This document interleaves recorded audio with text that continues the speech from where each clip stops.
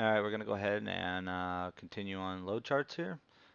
This is slide 172, and we're going to uh, do this one. This is what is a gross load? So this is a gross capacity question. Gross capacity, so pay attention to that saying. We always look at gross capacity on our load charts. So we're going to go ahead and go ahead and do this load chart. You're gonna may find it a little funny when we get done because this is a super easy chart. So we're gonna go ahead and we have our 60-foot boom. We have 60-foot boom length. Go here, 60 foot. Then we have obviously we have our outriggers fully extended, 7,800 pounds of removable counterweight. The question is what is the gross capacity lifting from the main boom over the side?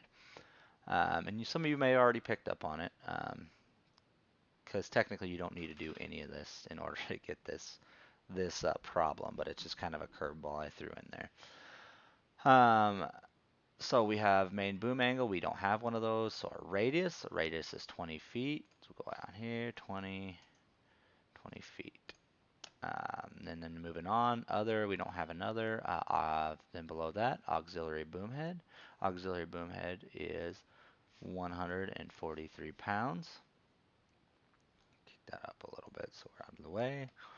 And then moving into column 2 and column 3 and column 4. Column 3, again, as I said, it's going to be tell us what we're looking for. So we're looking for an extension. And column 4, it tells us is a description of what what the deduction is going to be. So we're the 32-foot fixed extension stowed. We're right here, and then we're going to look at the stowed. So that's 267. 267.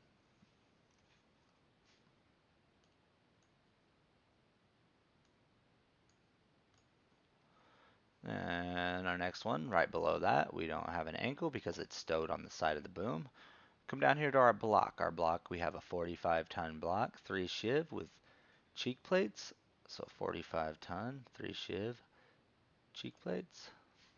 45-ton, 3 shiv.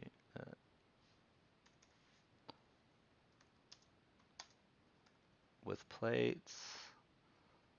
We're going to make this a little bit smaller. And then a little X, how many parts of line do we have? We have 6 parts of line so that we know. There we go. Actually, we're able to fit that all the way in. And we're just going to, actually what we're going to do here, we'll move this back here. That way we can kind of get it all in there. So I'll go ahead. Move these over here. Kind of had to adjust stuff, made it get a little more room here. 6 cheek plates, so we got a 45-ton, 3 shiv with cheek plates, it's 1,095 pounds. 1,095.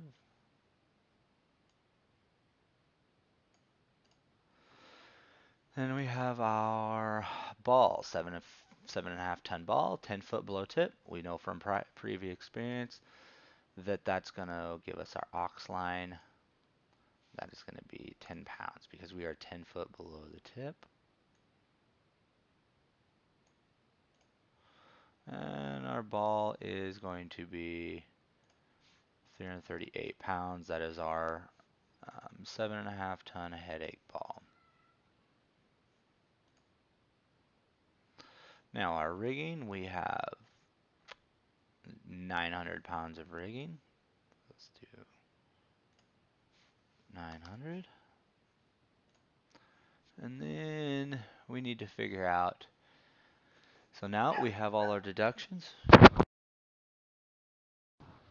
We have all our deductions, so we are going to Move on from our deductions page. Let's go ahead and count how many deductions we have so far. 1, 2, 3, 4, 5. That's 1, 2, 3, 4, 5, 6. So we got auxiliary boom is 1, fixed jibs 2, block is 3, ball is 4, rigging's 5, and of course our 10-pound line deduction, and that would be 5, 6. Yeah. 1, 2, 3, 4, 5, and 6. All right, move on to our range diagram, just like we do on the rest of them. We have a main boom at 60 feet, 60 foot of main boom, and we have 20 foot radius.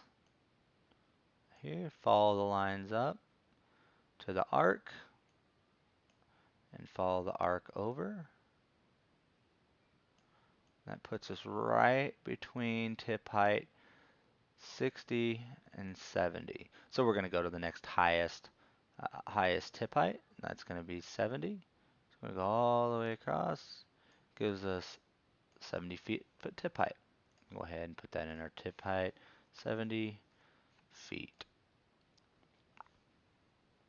Okay, so now we can figure out what our mainline deduction is going to be. Go down here to our gross load. So we have 70 foot of main boom, and we have 20 foot radius. So that is going to come to 30,000, 20 foot radius. We have our 20 foot radius, 60 foot of main boom. Oh, 60 foot of main boom, I'm sorry.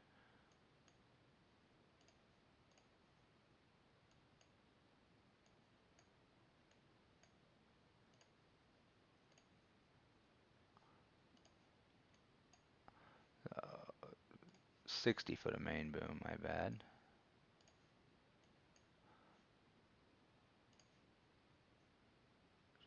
That is going to be 33,600 pound is going to be our gross capacity. See what I did there? Gross capacity. So that means we didn't even have to do any of the chart that we just did because our answer is right there. Gross capacity, rated lifting capacity. So our answer is actually 33,600 pounds. So when you see a gross capacity question, all you got to do is go to the load chart. Get your boom angle, your boom or get your boom radius, get your boom length, go to the load chart, and that's going to be your gross capacity. So it's super simple. I know it's a little bit it's kind of a curveball after doing all these other questions, but you always want to do your deductions. Always just get in a good habit of it. That way you're not messing yourself up. You've always got it. You don't have to go through all that on a gross capacity question, but that's one that kind of always throws everybody off after doing all those hard charts. So we're going to go ahead and into this slide, we're going to go ahead and start with the next slide if you just want to close this one out.